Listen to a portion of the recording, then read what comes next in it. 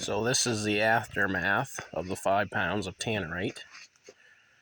Blew the door right apart. Just about peeled the roof off. Obviously blew all the windows, minus all the bullet holes that we've shot at it since.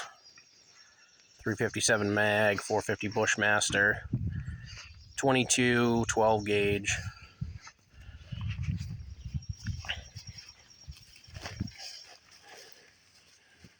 £5 was on the passenger side, so obviously the driver's side didn't take much damage, but we will have another live video, I believe, of 50 pounds coming up at the end of September for our annual pig roast.